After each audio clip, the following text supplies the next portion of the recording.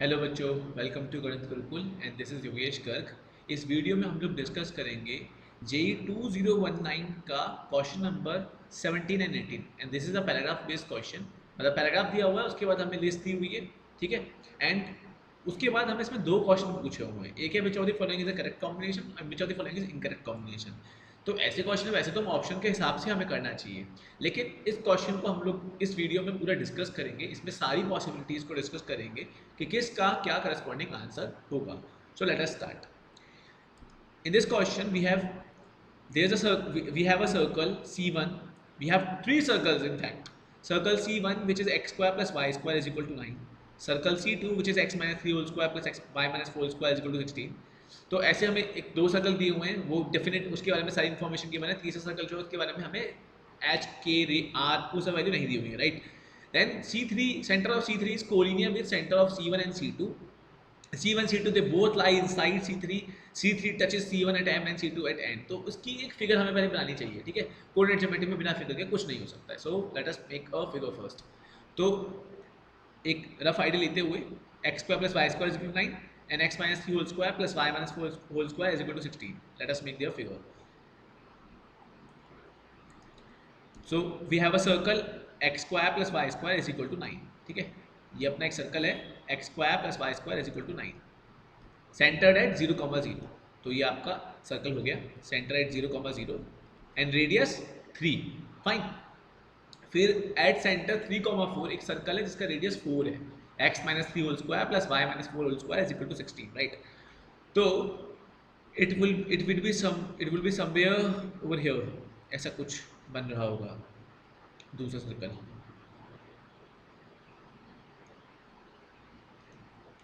बल्कि इसका रेडियस 4 है, राइट, तो थोड़ा बड़ा होगा इसके मुकाबले, कुछ ऐसा इसकी फिगर बन रही होगी, फाइन, ठीक है।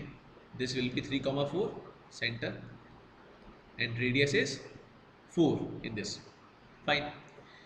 अब आप ये वाला पॉइंट भी कमेंट कर सकते हो कि ये वाला पॉइंट क्या होगा। मैं ये कैसे कह सकता हूँ ये वाला पॉइंट क्या होगा, मैं कैसे बता सकता हूँ। देखो ये रेडियस, अगर आप इसको ढंग से, मैंने तो एक रफ ड्रॉ किया है, अगर आप इसको ढंग से ड्रॉ करोगे ये पॉइंट जो होगा वो 3,0 आ जाएगा, बिकॉज ये रेडियस 3 होगा और रेडियस 4 होगा, तो ये होने के लिए 3,0 पॉइंट हो जाएगा।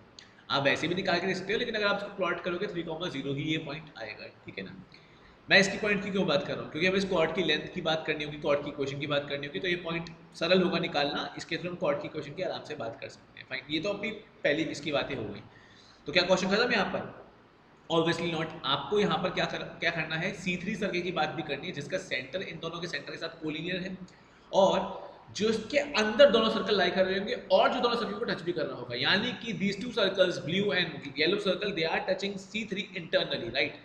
सो C3 will be somewhat this, ऐसा कुछ आपका ये C3 होगा, ठीक है। C3 will be somewhat like this,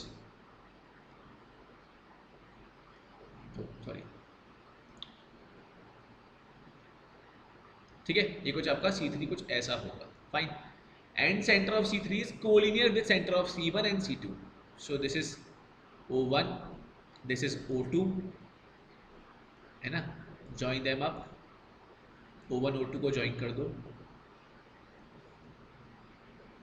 तो उतना ठीक नहीं बन रही है, बट समझ लेना इस चीज़ को, ठीक है। फिगर ऑब्वियसली एग्जाम में बहुत ठीक बनी नहीं सकती है, बट एक रफ आइडिया होना चाहिए कि अच्छा है 0,0 है, 3,4 है, और इसका C3 का सेंटर क्या होगा, कहाँ लाई कर सकता है। तो मतलब वो तो हमें नहीं पता, थोड़ा सोच सकते हैं कि यार एक छोटी सी बात है वैसे दोस्तों, भाई ये अगर हम इसका रेडियस भी बता सकते हैं C3 का रेडियस कितना होगा।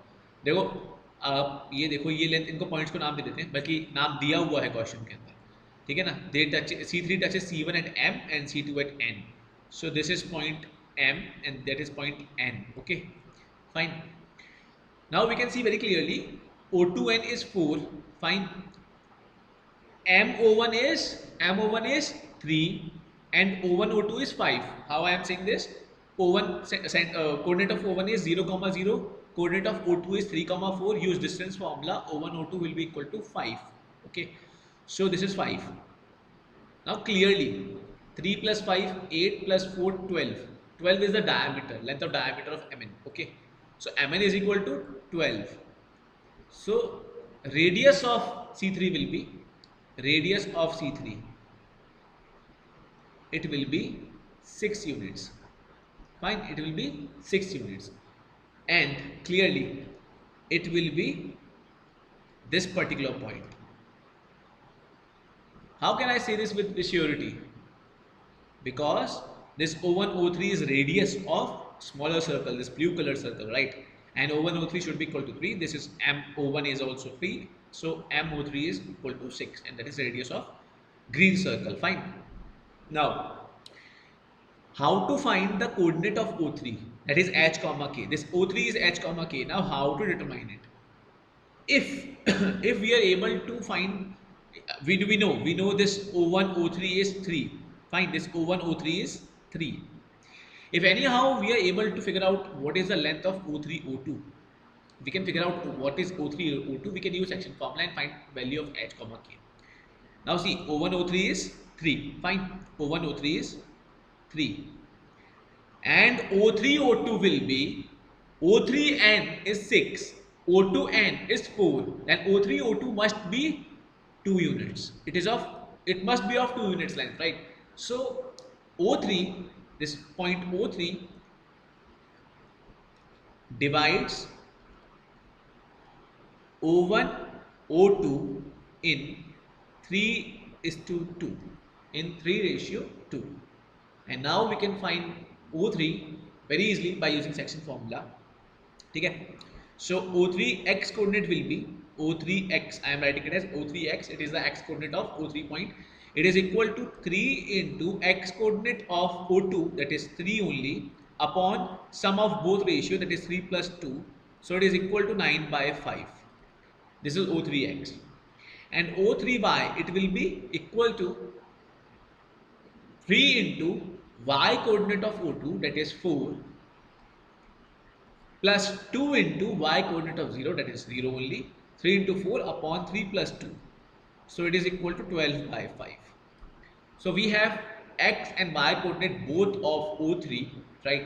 And this is h and this is k. We can clearly find the value of 2h plus k, that has been asked in first of this part. ठीक है, मैंने अभी तक इस पर डिस्कशन किया नहीं बच्चों, क्योंकि इसमें ज़रूरत अभी है नहीं, अल्फा की बात है। हाँ, इसमें एक और चीज़ भी है, कॉमन कॉर्ड की बात भी है, उस पर हम अभी आते हैं। बट 2h प्लस के क्या हो जाएगा अपना, 2h plus k will be equal to, this h is 9/5 and k is 12/5, 2h plus k will be 30/5 and that is 6. वो आप कैलकुलेट कर लेना, it will be p, first will be correspond to p. Now what we have to do, we have to find length of zw upon xy. We have to find this ratio zw by xy. Now what is zw and what is xy? Xy is this common chord, if we join these 2 points, let us say this point is x, this point is y, join them up and you will get xy. Fine. Oh, sorry.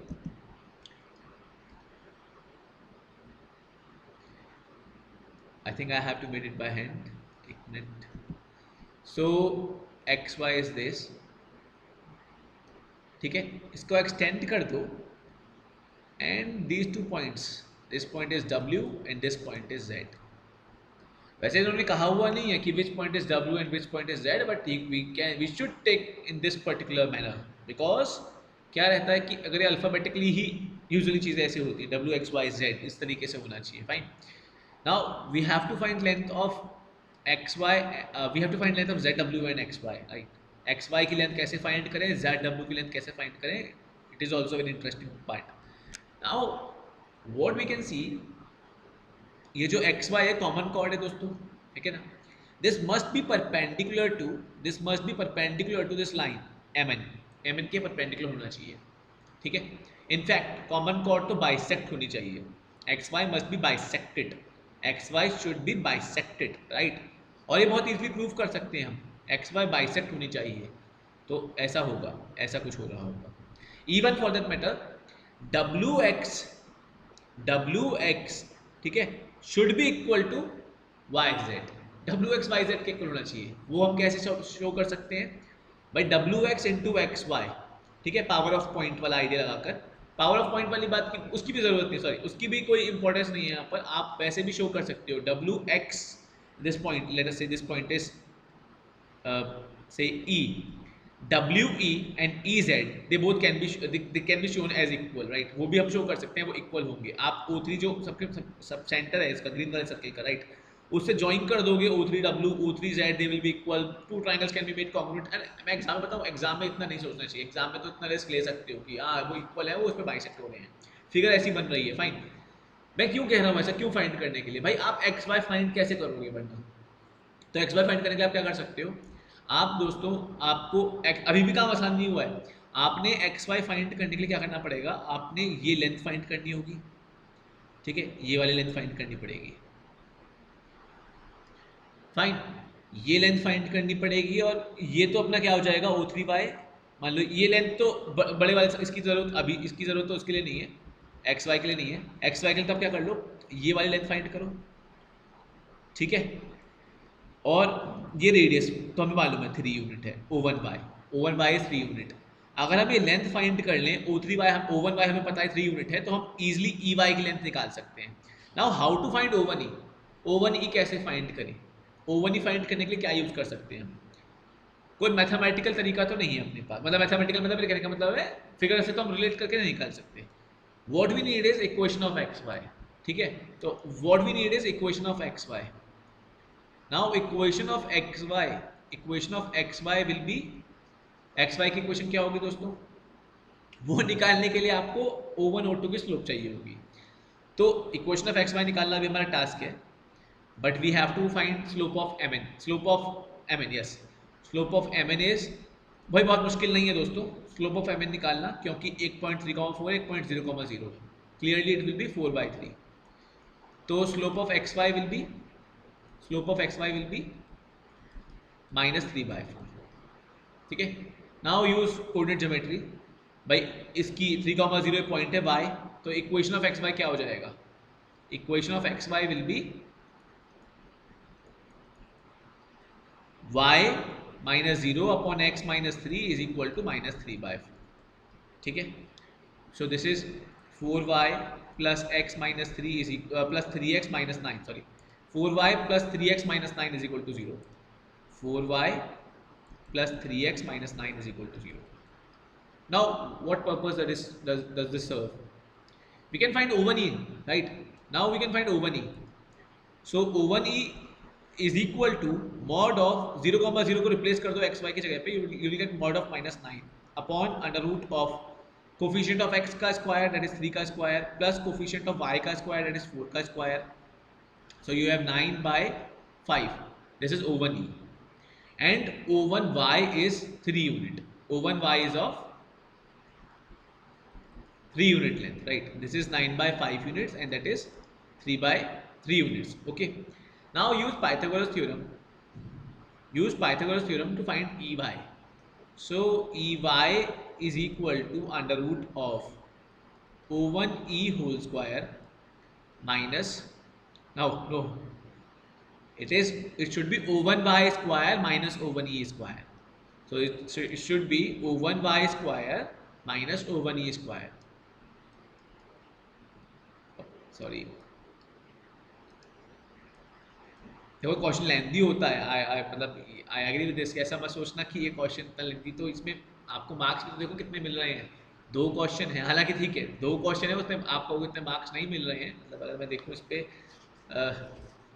This is of 3 + 3 6 marks का ही है कुल मिलाकर, क्योंकि एक पूरा कर लोगे तो उस पर 6 नंबर मिल जाएंगे. लेकिन एक और बात भी है, मैं इसके ऑप्शन के हिसाब से नहीं कर रहा हूँ, क्योंकि जो इसके ऑप्शंस हैं उसमें हमें फिर उसी हिसाब से चलना चाहिए कि भाई इसी ऑप्शन को देखने के लगभग सारे चेक तब भी करने पड़ जाते हैं. बट एग्जाम में इतनी डिटेलिंग नहीं करेंगे हम लोग, करते समय थोड़ी डिटेलिंग करेंगे. As a teacher I have to explain the concept, right. तो इसलिए मैं इतना डिटेलिंग कैसे कर रहा हूँ. एग्जाम में लगेगा समय, लेकिन है टाइम टेकिंग है question, no doubt about it. और ऐसा एक नहीं, ऐसा पेपर 1 में भी एक क्वेश्चन थे जो बहुत टाइम टेकिंग होते हैं, मोर देन 1 चॉइस करेक्ट में बहुत टाइम टेकिंग होते हैं. खैर, O1y square minus O1e square, सो आप कैलकुलेट करो.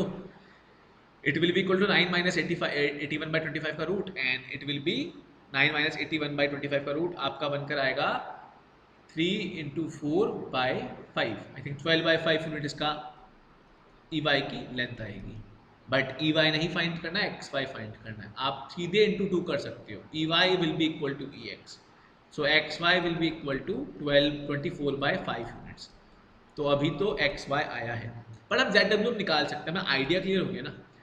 तो देखो दोस्तों, जेड डब्ल्यू के लिए क्या ये काम कर देगा, O1 को पुट करना इसकी इक्वेशन में ना। हम we don't know what is the length of O1W, right? We don't know what is O1W. W and Z, they are point lying on green circle, so we need center of green circle, and that is this O3. O3 is center of green circle, O3. So if we join O3 and W, right, O3W, it will be equal to, it will be of 6 unit length, right? O3W is of 6 units length, right? If we can find O3E, then we can use Pythagoras theorem to find WE. Okay, so what is the length of O3E? Do we know the coordinates of O3? Yes, we know. It is 9/5, 12/5. Okay, so we have equation of xy, and that will be the same of equation of WZ.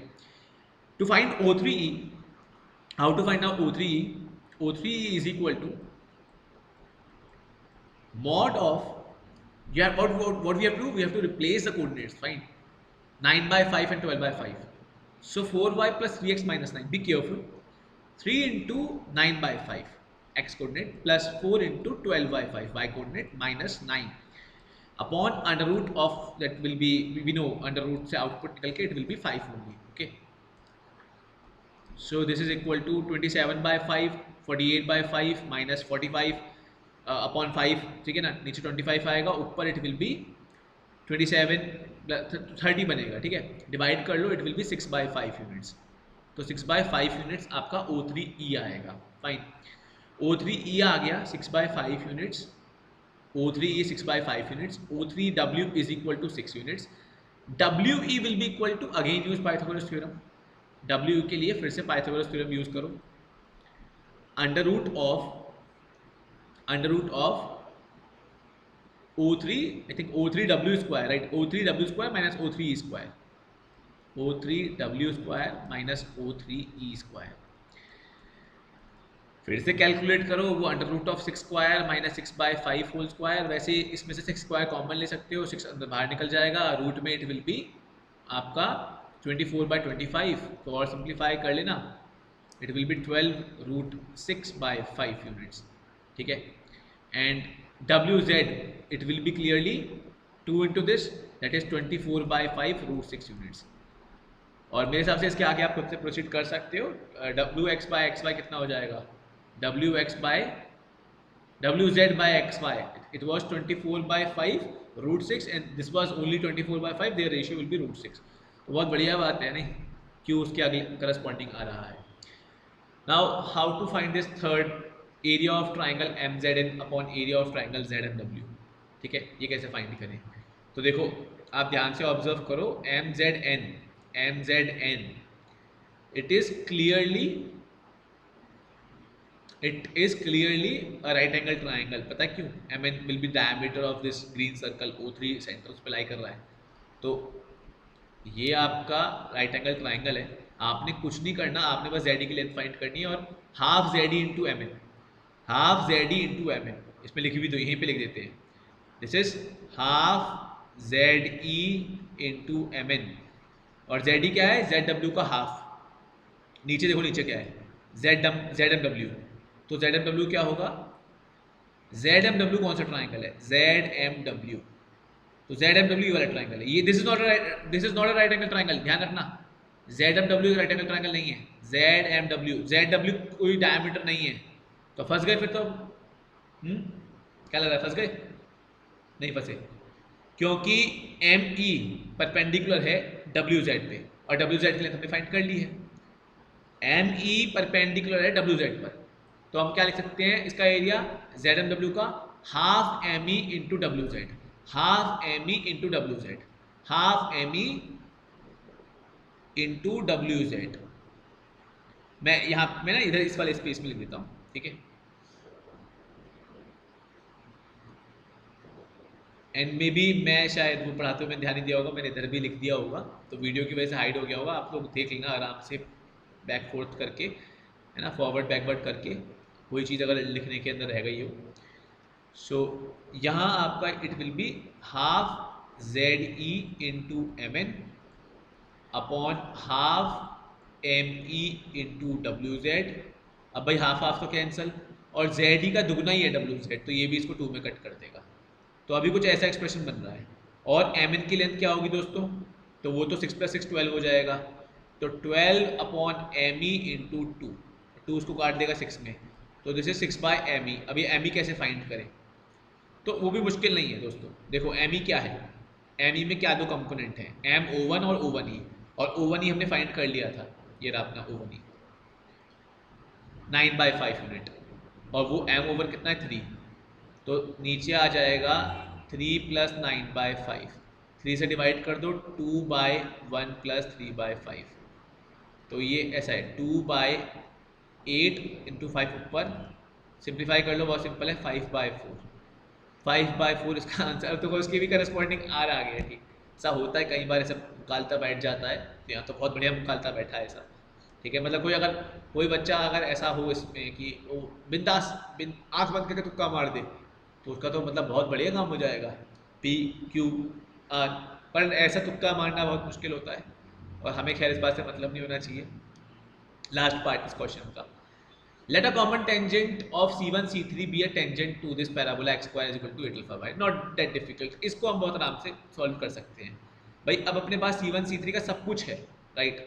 तो वो tangent है m point पे, इसका मतलब m point पे tangent है, ठीक है। वो पॉइंट तक हम लोग बता सकते हैं, मतलब इतनी यहाँ तक बात हम लोग कर चुके हैं, पॉइंट तक हम बता सकते हैं कि पॉइंट क्या होगा, ठीक है ना। वो कैसे बता सकते हैं हम लोग, ये पॉइंट अगर मैं निकालना हूँ, सोचो भाई अपने पास E है, O1 है, हम एक्सटर्नल रेशियो के थ्रू कह सकते हैं भाई O1 ये अपना M पॉइंट क्या होगा। अपने पास O3 का कोऑर्डिनेट भी है ना, O3 है, O1 0,0 है दोस्तों, बड़ा सिंपल है, बल्कि O3 का जस्ट मिरर इमेज हो जाएगा M। मतलब ये पॉइंट क्या होगा, -9/5, -12/5। वो मैं ऐसा इसलिए कह रहा हूँ क्योंकि O3 कितना आया था, 9/5, 12/5, समझ सकते हो कि सिंपल है। पर अब क्या करें फिर, अगर चलो ठीक है वो तो समझ गए, -9/5 -12/5, अब क्या करें भाई, क्वेश्चन ऑफ टेंजेंट लिखो पॉइंट की टर्म में। मैं पॉइंट की टर्म में क्यों कह रहा हूँ, क्योंकि अब ये इक्वेशन आ गई लाइन की इक्वेशन, बस उसको उसके पैराबोला की टेंजेंट से कंपेयर कर लो, ठीक है। तो -9/5 -12/5 किस पे टेंजेंट है, this is the point of contact, और टेंजेंट के लिए इसको उठा लो, इस इक्वेशन को, ठीक है। तो क्या होता है टेंजेंट की equation, x(x1) + y(y1) is equal to 9। तो it will be -9/5x -12/5y is equal to 9। Simplify कर लेना, ये बन जाएगा तुम्हारा 3 से डिवाइड हो जाएगा, ठीक है। और माइनस भी इधर शिफ्ट कर देना, पूरा इक्वेशन बना लेते हैं इसको। It will B 3x + 4y, और वो 3 ही जाएगा, राइट, वो 3 में कट करेगा, तो 15 बन जाएगा, +15 इज इक्वल टू 0। ये तुम्हारा टेंजेंट है, और ये इस पे भी टेंजेंट है, ठीक है। Common tangent of this be tangent to x square is equal to 8 alpha y। तो अब इसकी ज़रूरत हो या ना हो, मैं फिर भी करवा रहा हूँ, ठीक है ना, आपकी अंडरस्टैंडिंग के लिए। 3x + 4y + 15 is equal to 0 और x square is equal to 8 alpha y। तो करते हैं इसको। We have x square is equal to 8 alpha y and 3x + 4y + 15 is equal to 0 should be tangent to this. Tangent के लिए क्या करते हैं, पॉइंट मत लगा देना इसमें x1/1, वो उसका कॉमन टेंजेंट है, इसका कॉमन टेंजेंट नहीं है, इस पर टच कर रहा है जरूर, कॉमन टेंजेंट है, मतलब कॉमन टेंजेंट का मतलब है ये नहीं कह रहा है कि पॉइंट ऑफ कॉन्टैक्ट सेम है। Let a common tangent of c1 c3 be tangent to parabola this, बस। तो यहाँ तो स्लोप के थ्रू सोचो, यहाँ पॉइंट ऑफ कॉन्टैक्ट के थ्रू में सोचना, यहाँ तो स्लोप के थ्रू सोचना पड़ेगा तुम्हें कि 3x + 4y + 15 is equal to 0 इस पर टेंजेंट है, तो इसकी स्लोप उसकी स्लोप बराबर होनी चाहिए, तो वो दिमाग लगाओ। या इसके थ्रू करो, y = mx + c, इसके अंदर अगर होगा तो उसकी टेंजेंट की कंडीशन क्या बनेगी उस तरीके से।